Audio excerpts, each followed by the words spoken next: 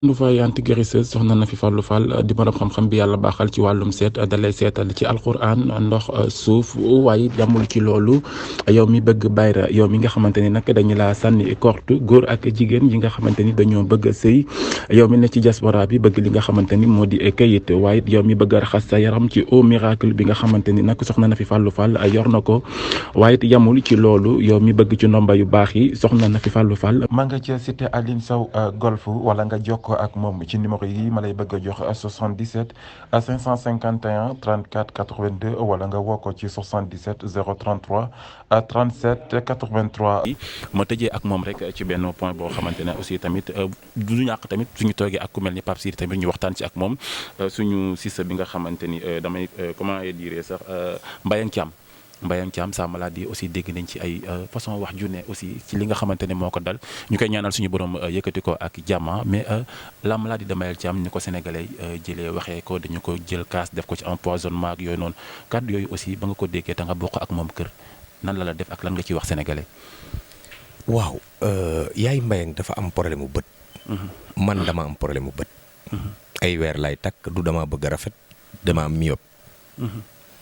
dama am lu ma def. wala lu may def loo xam ne baaxul ci say gët te mënuma koo arrêté. mooy nit ñi boo leen wuyuwul message. mbaa wuyuwoo téléphone ñu ne da ngaa yëg sa bopp. boo ci nekkee mu indil loraange say gët.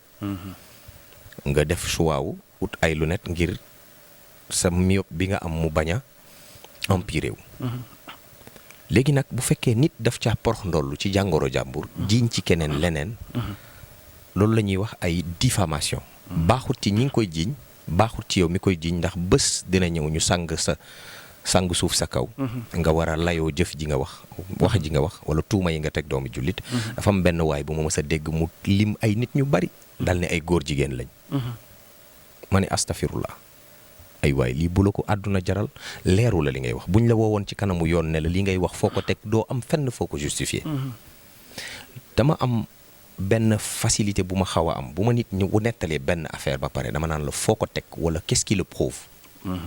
boo ko prouvé ma gëm la boo ko prouvé wut ma xam ne man ngaa jóg rek sosal nit ne Alaaji nangam bu Sénégal Buzz xam nga ko. moom de nangam la. léegi yow bu fekkee da nga yem ci déggu version kooku rek dégluwoo keneen ki. te dara leeru la ci après mënoo ko vérifier dañ ko posone dañ ko liggéey. mënuma koo gëm. man daal xam naa ni yaay Mbayang am na jafe-jafey gët. jéem na koo faj ci réew mi mu indil ko lompoñte ce qui veut dire que le plateau médical du Sénégal reste à relever. ndax suñuy autorité bu ñu woppee duñu fajoo ci réew mi moo tax xamuñu li fi xew. mooy yi fi jëkk a nekk yi fi ne ak yi fiy waaj a ne. bu amul changement il faut que ñu nangu ne réew mi baadoole yi ñu ngi sonn ci kër docteur. docteur yi ñu ngi sonn ci kër docteur. ndax faj.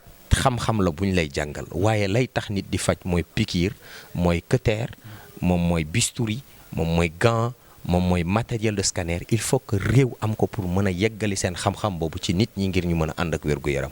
bu fekkee loolu dafa gàllu goose day indi problème.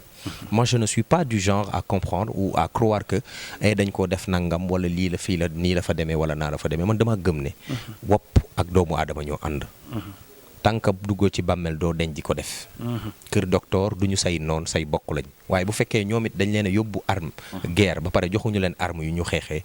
day jafe ci ñoom ngir ñu mën a gañe xeex bi ñuy xeex. comme c'est un problème de tous les jours. Il faut que nous réfléchissons ensemble sur un État qui pourrait prendre en considération d'abord pour commencer à dire à nos autorités religieuses, étatiques et coutumière ne leen réew mi dootoo leen fi génn di fajoo ci. bu ñu ko defee benn yoon ñaari yoon xam ne bërëb sangam jàngoro sangam mu ngi fay faagaagalay doomu aadama dinañ ci uti pexe ndax du ñu bëgg denc. mbaa du ñu bëgg seen jaboot denc waaye bu fekkee dañ ñoo bàyyeek l'hôpital yi ak la fa nekk. matériel bu ñu ko jëndoon bàyyi ko ci hôpital bi bu fa defee 10 ans mën naa xëy mu am ay benke ñenke ci loolu aussi laay profité rek Pape ma tëjee ko rek ci grève bi nga xamante ne aussi ñu nekk ci hôpitaux yi tamit ñu ngi koy def ak fi jamono toll nit ñi wéruñu jafe-jafe yi bëri na si nit ñi yooyu aussi lan nga ciy yëkkati rek ñu daal di tëj. waaw dafa am seen nas ndaw su ñàkk bakkanam.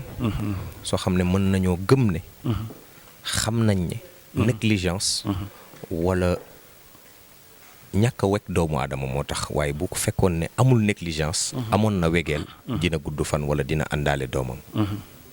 te loola xew Louga. mu ngi xew fu ne ci biir réew mi. nous sommes autant que nous sommes tous d'accord que hôpital yi am nañu problème mu accueil ak problème mu prise en charge ak problème mu formation qui est qui fait quoi loolu mooy bi jëkk bi loolu amee ba soxna soosu Louga génn àdduna dafa am jeexital yu ci am. On en a parlé dans une émission.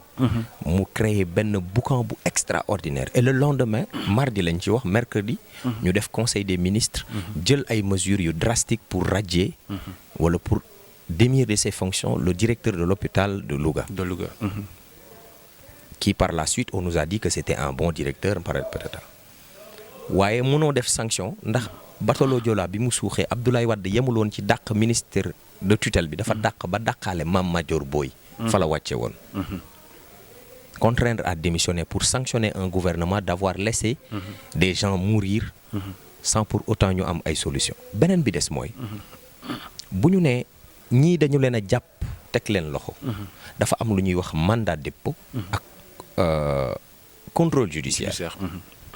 man de sama xam-xam mooy képp ku ci bokk nan ko jàpp tëj ko ndax boo sàgganee ba bakkanu doomu aadama rot yow tu dois être sanctionné. li ma jàppoon mooy bu ñuy sanctionné ñu sanctionné directeur bi sanctionné ministre bi bu ñu ko defee dinañ xam ne l'État a une réelle volonté de résoudre ce problème waaye jàpp ay pauvres sages-femmes tëj leen ne leen mandat de dépôt de 6 mois après on mène une enquête koo xam ne dawut génnut puusut paasut nee ko dañ lay def contrôle judiciaire chaque nangam sàngam ñëwal pointé ba ñu xam ne yaa ngi fi boo ko defut daañu la fekk sa kër ba pare mener enquête bi rigoureusement ñëpp ñi ci bokk nga jàpp leen denc leen ci kaso bi parce que dañu fauté waaye bu fekkee da ngaa xëy ay sage-femme banque seeni yoxo ne ñoom dootuñ def dara journée sans accouchement c'est très grave pour un pays extrêmement grave pour un pays moo tax ñu war a bañ a woroo gis-gis fajkat yi ak askan wi ndax ñi ñu yilif bu ñu woppee du ci hôpital yooyu la ñuy fajoo bu ñu woppee ñu ngi fajoo ji ci clinique yi gën a xaay wala ñu fajoo ji bitim réew ñun baadoole yi ñooy jëflanteeg médecin yi ak kër docteur bu nit ñi fexee ba ñoom ñu jéem a fànq seeni loxo ñun la ñuy lor ñu nit bu ñu nit ñi jaxas ñu fexee ba nit ñi amal dans sage-femme yi wala waa kër docteur dafay indi problème moo tax il faut trouver le juste milieu il faut que justice soit faite mais que la justice soit applicable à tous les niveaux et doit sanctionner toutes les personnes qui sont intervenues de près ou de loin à cette affaire et sans complaisance waaye man jàpp naa ni ay nit nag wax dëgg yàlla waruñu def njombe lu ni toll ba pare ne dañuy def grève c'est-à-dire réew mi ci structure publique yi nit dootu fi juddu dafa grave ak fi jamono toll nga xamante ne wéradi bi dafa bëri nit ñi kenn wératul loolu dafa grave quoi c'est-à-dire nous on est sage-femme et on fait une grève personne ne va voir le jour c'est extrêmement grave et je pense que il faut que ñu déglu leen ñoom it sage-femme yi ñu wax lan mooy seen ay problème parce que sage-femme yi bu ñu décidé woon a wax yow ci sa bopp nga ragal dem l'hôpital wallaay dëgg la personnel de santé yi bu ñu décidé woon a avouer nga ragal a dem l'hôpital nga ragal a dem kër docteur ndax dafa mel ne kër docteur moo gën a wopp malade ya fay dem fi ki nit ki feebar yaakaar pour wéer fa léegi fa lay ragal a dem parce que jàpp na ni bu fa demee dafay ñàkk bakkanam c'est dommage il faut une réelle volonté politique tout revient à la politique dafa am benn xaalis boo xam ne dañ koy jot soit dañ koy leb ci saw tur leb ko ci saw tur wala ñu ko génnee sa koppar ma génne sama koppar ñu boole ko mu tudd ay impôt ñu dajale loolu ne xaalis bi nañ ko yóbbu kër docteur xaalis bi nañ ko yóbbu kër sport xaalis bi nangam léegi xaalis booba na yegg fa mu war a yegg ñu bàyyi séminaire yeeg conférence à n'en plus finir yi surtout xool naka la ñuy def ba réew mi ñi ko dëkkee te nekk ci di ci góorgóorlu mën a jot seen moomeel ci ni mu waree macha allah mbokk yi muy kàddu yu am solo yoo xamante ne xëy na seqoon nañ ko am moom waxtaan ngir leeral rek ay ton interview est très sérieux toi macha allah très sérieux damay sóob rek de yaa sama DG damay say tànk laay jar man kay xaw ma kañ laa fi sérieux nii sax